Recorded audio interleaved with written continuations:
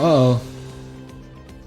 Good afternoon. Welcome to Washington for a special edition of Special Report. I'm Brett Baer. Coming up in a few minutes, my world-exclusive live interview with Israeli Prime Minister Benjamin Netanyahu, the first since the Israeli strikes on Iran began.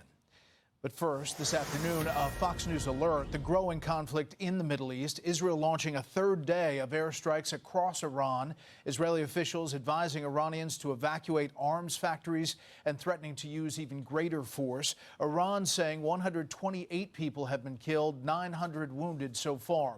The Islamic Republic responding with missile attacks of its own, which have killed 13 people, wounding more than 360. Iran's foreign minister saying today his country will stop its attacks if Israel stops theirs. Let's get the latest now from crazy. foreign correspondent Trey Yingst live in Tel Aviv. Good afternoon, Trey. Brett, good afternoon. Since the conflict began, Iran has launched more than 250 ballistic missiles into Israel. Overnight, 11 people were killed when some of those missiles slipped past air defense Israel versus Iran. They're setting this up like it's a sports match. Systems, slamming into residential areas. Hundreds more have been wounded. When we arrived at one impact site this morning, rescue crews were combing through the rubble of an apartment building. Dang. Bro, that's chunky. Israel looking for survivors. One man in his 50s named Meir was still trapped as his son, who had been wounded in the attack, waited to learn the fate of his father. Right now, rescue workers are digging through the debris following that Iranian ballistic missile attack that targeted central Israel. They are looking for survivors who are trapped under the rubble, including Meir, that father. His son Ofek is off in the distance, still wearing his hospital gown after he was pulled from the blast site. He is hoping for a miracle today following this Iranian attack. Israel is responding to these recent attacks with more airstrikes targeting both military and energy positions inside Iran. Iranian media reports 128 people have been killed and 900 It's the Iron Dome. We know among that list are Iranian nuclear scientists. I mean, the Golden and top Dome, IRGC whatever it's commanders called. targeted by Israel. Iran's foreign minister spoke today about the American support for Israel during the conflict. Like a shooting star. In conversations with Israeli sources, they are drawing a stark contrast in what is happening here. The Israelis are going after military and nuclear sites. The Iranians are firing ballistic missiles toward Israeli civilians. Brett. Trey Yingst in Tel Aviv. Trey, thank you. Joining us now, Israeli Prime Minister Benjamin. They're purposely injuring citizens for their own development in the war. Netanyahu. Mr. Prime Minister, welcome back to Special Report. Thank you. Good to be with you, Brett. First of all, let me start at the beginning. Why did you launch this operation now?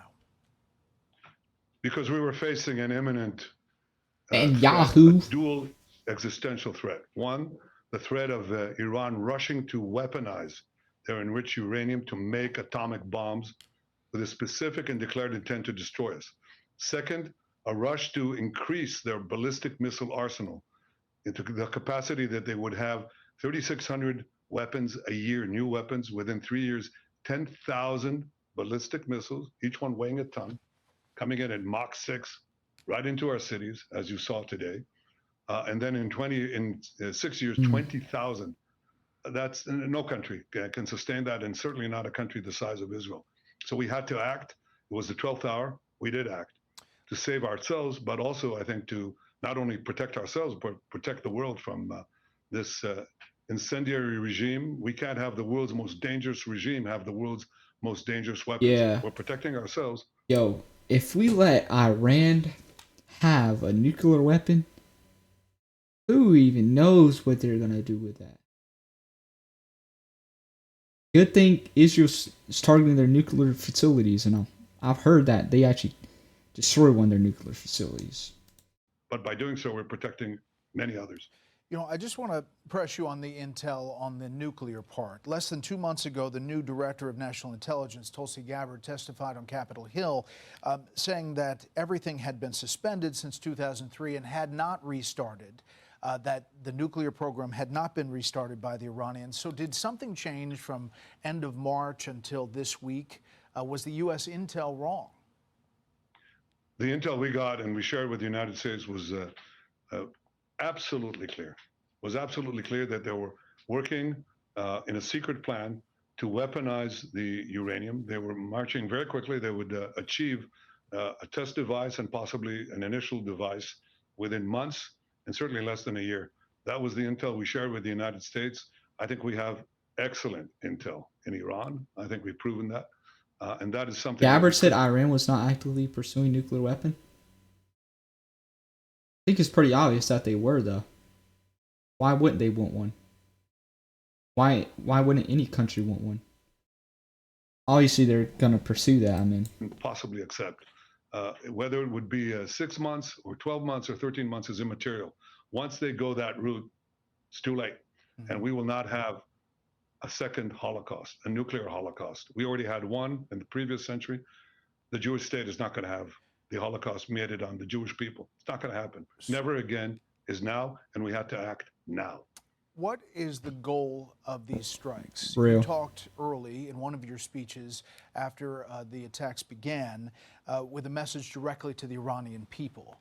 Clearly, some of these strikes have targeted Iranian leadership, military, nuclear scientists, and other leaders.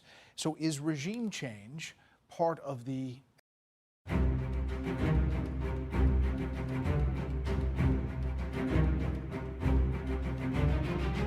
I would definitely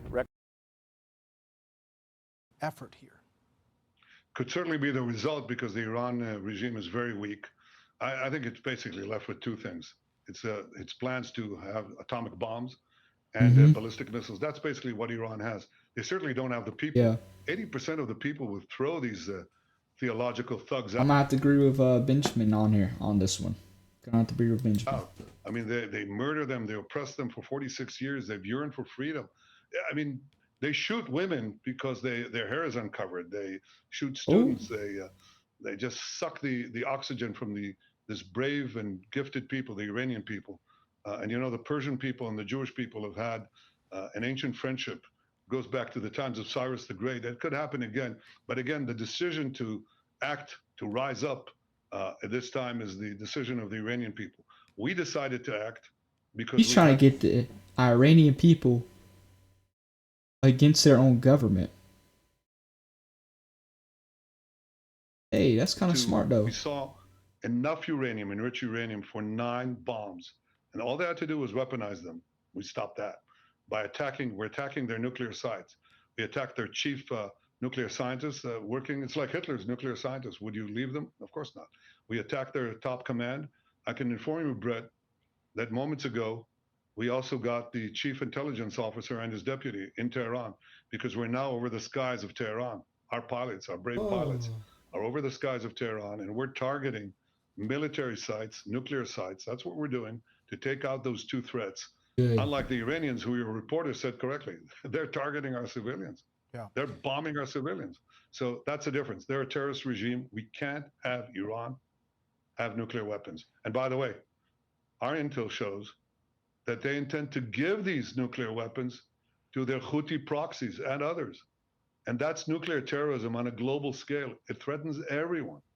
And the last thing is they have plans to develop intercontinental ballistic missiles. Ooh. Right now, 8,000 kilometers, very soon, just add a little distance, and they can reach the eastern seaboard of the United States. Stop that. These people who chant death to America, try to assassinate President Trump twice, killed 241 of your Marines in Beirut, killed and injured thousands of American soldiers in Afghanistan and Iraq, try to bomb a restaurant in Washington, D.C., chant death to America, burn the American flag. Do you want these people to have nuclear weapons and the means to deliver them to your city? No. Of course not. Yeah. So we're defending ourselves, but we're also defending the world. I want to talk about the nuclear threat, and I want to talk about President Trump. You just said Iran tried to assassinate President Trump twice. Do you have intel that the assassination attempts on President Trump were directly from Iran? Through proxies, yes. Through their intel, yes. They want they tried to assassinate him. He's enemy number 1. He's a decisive leader. He never took the path that others took to try to bargain with him in a way that is weak, giving them basically a pathway to enrich uranium, which means a pathway to the bomb, padding it with billions and billions of dollars. He took up this fake agreement and basically tore it up He killed Qasem Soleimani. He said, made it very clear, including now, you cannot Trump's doing a have very good nuclear job. weapon, which means you cannot enrich.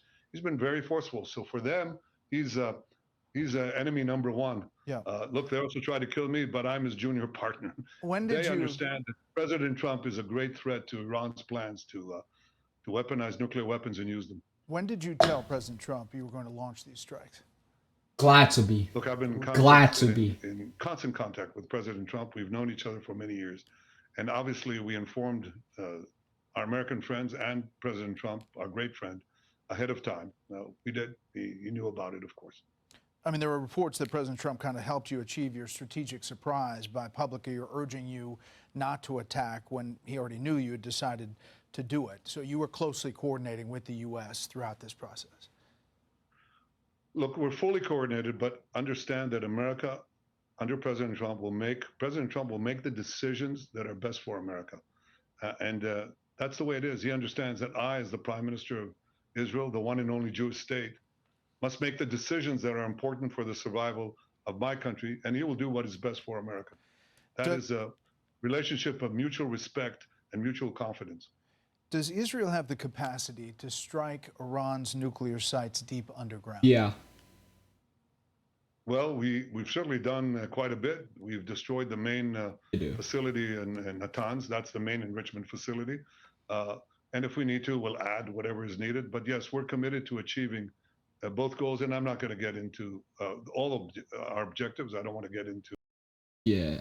I think they do have the capabilities.